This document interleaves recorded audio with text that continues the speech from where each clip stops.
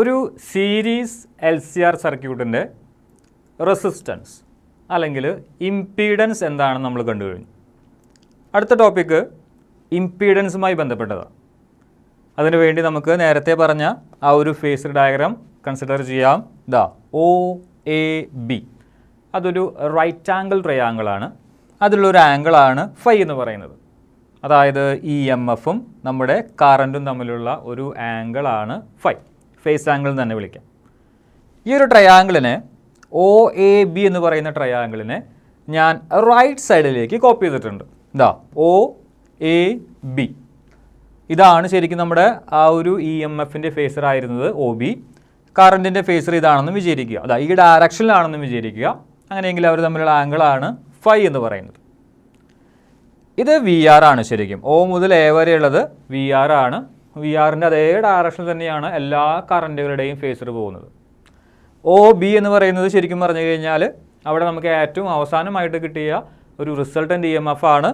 ആ EMF OB അല്ലെങ്കിൽ OB എന്ന് പറയുന്ന ആ ഒരു ഫേസറാണ് നമുക്ക് കിട്ടിയ EMFിൻ്റെ ഏറ്റവും അവസാനമായി നമ്മൾ കണ്ടെത്തിയ EMFിൻ്റെ ഫേസർ. EMFിൻ്റെ ഫേസറും ഈ OAയിൽ കൂടി പോകുന്ന കറൻറ്റുകളുടെ ഫേസറും തമ്മിലുള്ള ആംഗിളാണ് ഫൈ.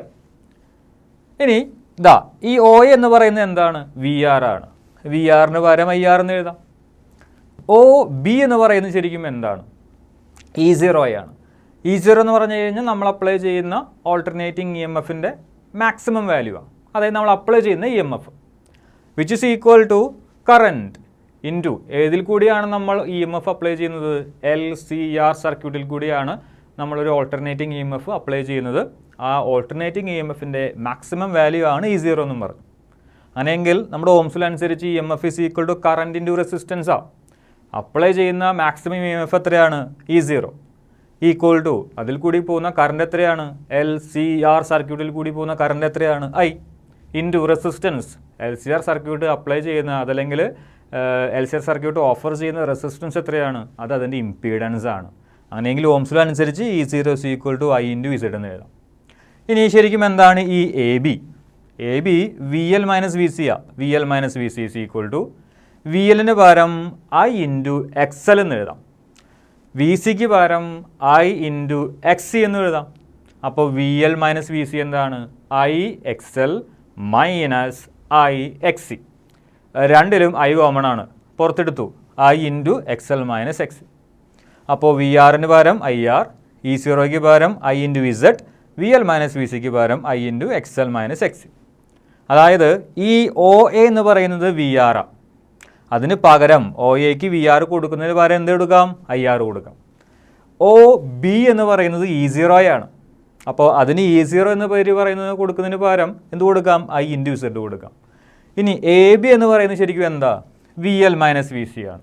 അതിന് പകരം എന്ത് കൊടുക്കാം? I into XL minus XC കൊടുക്കാം. അങ്ങനെയെങ്കിൽ ഈ മൂന്ന് സൈഡുകളിലും I കോമണാണ്. നമുക്ക് മാറ്റി നിർത്താം. കോമൺ ആയതുകൊണ്ട് മാറ്റി നിർത്തിയിരിക്കുന്നു. VR OA എന്ന് പറയുന്നത് ആയിരുന്നു VR. അതിന് നമ്മൾ IR കൊടുക്കാമെന്ന് പറഞ്ഞു.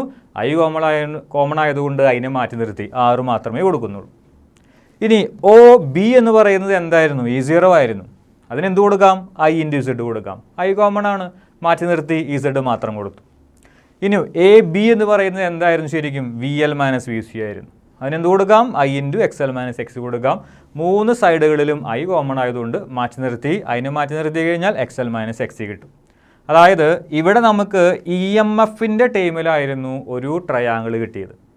ശരിയല്ലേ? OAB എന്ന് പറയുന്ന ആ ഒരു റൈറ്റ് ആംഗിൾ ട്രയാങ്കിൾ EMFകളുടെ ടേംസിലാണ് നമ്മൾ പറഞ്ഞുകൊണ്ടിരുന്നത്. ഇപ്പോൾ നമ്മൾ എന്ത് ചെയ്യുന്നു? ആ EMFിൻ്റെ ഫേസറിന് നമ്മൾ ഒരു റെസിസ്റ്റൻസുകളുടെ ടേംസിലേക്ക് മാറ്റി. അതായത് OAB എന്ന് പറയുന്ന റൈറ്റ് ആംഗിൾ ട്രയാങ്കിൾ ഇപ്പോൾ ഒരു റെസിസ്റ്റൻസുകളുടെ ടേമിലുള്ള ട്രയാങ്കിളാണ്. OAക്ക് പകരം R കൊടുക്കാം. ABക്ക് പകരം XL മൈനസ് XC കൊടുക്കാം. OABക്ക് പകരം Z കൊടുക്കാം. ഇവിടെ നമ്മളൊരു ആംഗിൾ കൊടുത്തിട്ടുണ്ട്, അതാണ് ഫൈ. ഈ റെസിസ്റ്റൻസുകളുടെ ടേമുകളിൽ സൈഡുകളെ റെപ്രസെൻറ്റ് ചെയ്തിരിക്കുന്ന ഈ ട്രയാങ്കിളിനെ വിളിക്കുന്ന പേരാണ് impedance triangle. Right angle triangle OAB which is known as impedance triangle. ഇതിൽ നിന്ന് നിങ്ങൾക്ക് വേണമെങ്കിൽ ഫൈ കണ്ടെത്താനായിട്ട് സാധിക്കും. അതായത് ടാൻ ഫൈ എടുക്കുക. ഇതുകൊണ്ട് നമുക്ക് ഒരുപാട് ഉപകാരങ്ങളുണ്ട്. അതുകൊണ്ടാണ് നമ്മൾ ടാൻ ഫൈ എടുത്തിരിക്കുന്നത്. Tan phi is equal to, ശരിക്കും ടാൻ ഫൈ എന്താണ്? Opposite side divided by adjacent സൈഡാണ്.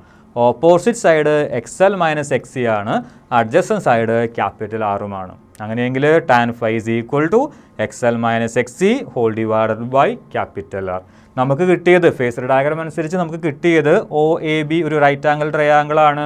അത് EMFകളുടെ ടേമുകളിൽ അതല്ലെങ്കിൽ പൊട്ടൻഷ്യലിൻ്റെ ടേമുകളിലുള്ള ഒരു ട്രയാങ്കിൾ ആയിരുന്നു. OA എന്ന് പറയുന്നത് VR ഒരു പൊട്ടൻഷ്യലാണ്. AB എന്ന് പറയുന്നത് VL മൈനസ് VC അതും ഒരു പൊട്ടൻഷ്യലാണ്.